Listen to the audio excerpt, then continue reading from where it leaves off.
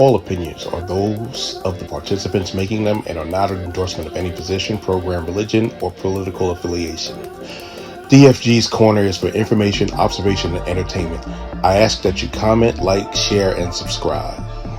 Experience that. However, I do believe that when you're a couple and if you're, living together, married, that you should live off of one income and not live above your means, like within your budget, because if life happens and if something happens, then you need to hopefully be able to carry that load. However, some people are not there. Some people like, I didn't sign up for this, and they will bail. So it just depends on the couple. Well, do you think that's a personality thing, or is it just some people are just selfish? I think some people are just selfish. Because I know a guy that was in a really bad accident, and he lived. His brain was all over the highway or whatever, but he lived. But he was disabled. It left him with cognitive problems, and his wife was like, "I didn't sign up for this," and she actually divorced him. And probably took half whatever he had. That's sad. Yeah. But you know, Excuse me, but isn't that in the vows, like for better and Oh worse, yeah. sickness and health? But Oh so yeah, she yeah. did sign up. I don't understand that statement. No, I'm not saying that. But when people say that I didn't sign, yes, you did. for That's what the sickness and papers in that you health. actually, you know. Well, I think it's just being selfish. There's some people, whatever reasons that they're there, they're not there for And sickness and in health. here's the question with that. Here's the question. You know, that person who did that, and there could be plenty reasons. There could be plenty of reasons. She might have, and I don't know the situation. I'm just saying she could have tried and said, after a while, she got overwhelmed, but instead of asking for help, she just decided to cut the cord and go live her life. She could have,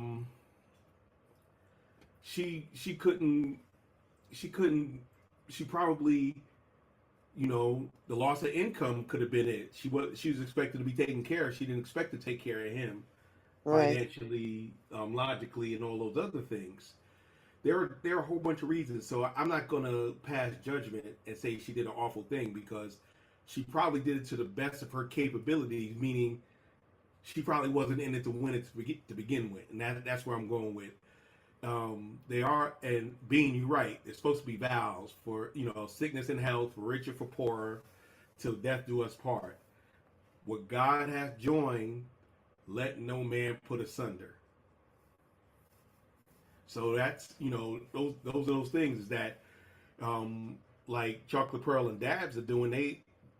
They adjusted their lifestyle, so if someone did take a big financial hit, it affect them. Of course, it's going to affect them when you lose money, when money's out of your pocket. However, you got to look at it as we have to be able we have to be able to thrive and not just survive. And how do you do that? Being prudent with your money, not doing everything for fun. Don't let that money burn your pocket. Just have it. Just make sure that you're not squeezing a penny to the Lincoln screen. But you gotta be able to coordinate and do right, and making sure that you and your partner are working together.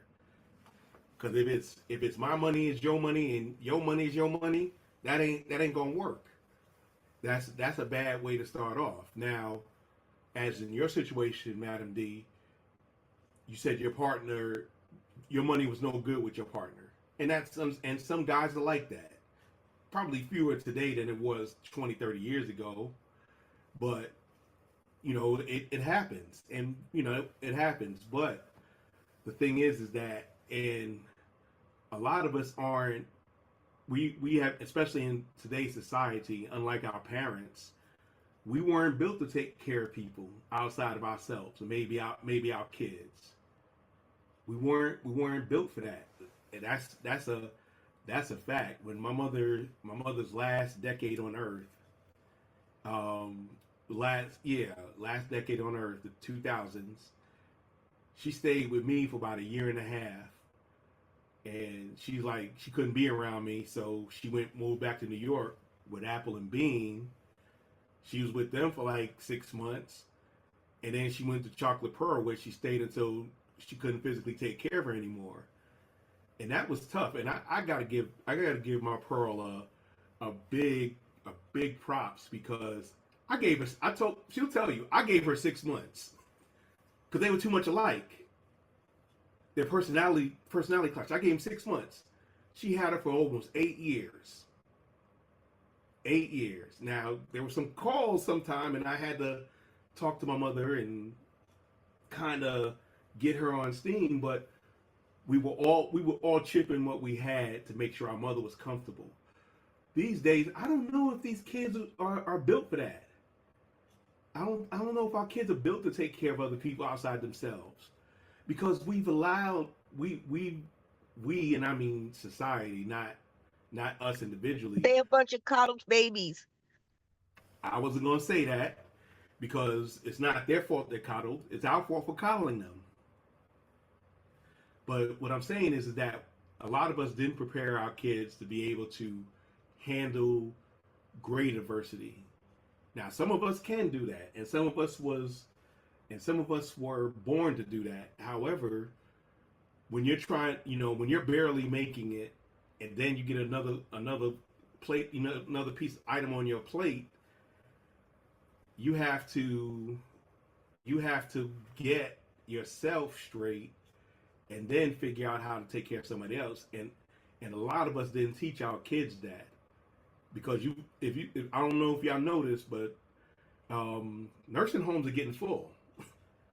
Nursing home baby boomers are going to nursing homes, and their kids ain't taking care of them. They'll go see them every once in a while, but they ain't taking care of them. So if it's like that for us Gen Xers and millennials, it's going to be kind of worse, because we did everything for our kids. Most of us did. We did most of the stuff for our kids, so they expect to be taken care of. They're not. We didn't allow them to be self-sufficient until we told them, you can't live in my house no more. And sometimes we take our relationship like that. If someone was doing what they, was making sure all the bills were paid or paying their portion, and they can't, is the other person big enough to say, I'll hold it down, and for how long? Now that's the big question. Can you do a year? Can you do a year just toughen it out for the next so your person can get together? And maybe it's not a physical injury. It could just be they suffer from depression. Will you be able to get past that and be able to make it so that you're going to be that person to join that next level and give a person as comfortable a life as you can within your watch? But eventually you'll get tired. I want to say, what's going on, Ace Goody? And I want to thank you, Val, for coming on. I'm talking about holding your partner down, making sure that you're, if one person loses something, will the other person pull a weight, or will they just cut string? Bean, have you ever had to do that? I'm sorry, I was talking. Do what? Have you ever had to hold somebody down that wasn't your No, kids? no. Unfortunately, excuse me, it's not even unfortunately. Fortunately, I've always had the support of my family, and I try to show support the way I can. Like, I know earlier in my young adult life, I wasn't employable, so I had to do other things in order for me to make do. I was with a guy for almost, I'm gonna say, 18 years, and I think in the long run I was in the relationship for his mother more than I was for him. Hmm. You That's know, so that's how I felt. Okay, I'm in a relationship and I have feelings for you. I'm not in love with you. You're helping me out, I'm helping you out.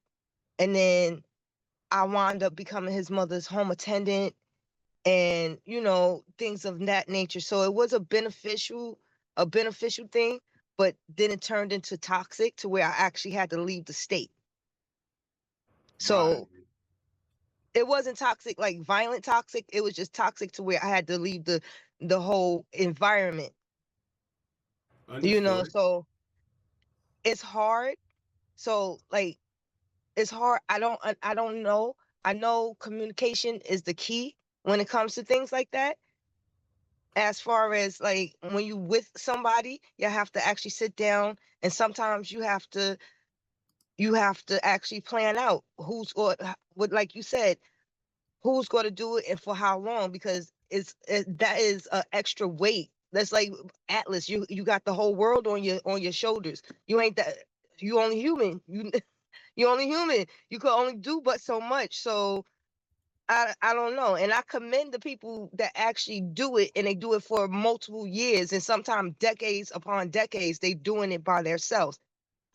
And I Yes. commend them. I commend them because a lot of the times it's not about being like a people pleaser or anything like that. A lot of times it's, oh, this is like sometimes like, oh, I'm the oldest, or I'm the male, or I have that responsibility, and it's not even, half the time it's not even supposed to be your responsibility, but a Right. lot of people take that on, and a lot of people take advantage.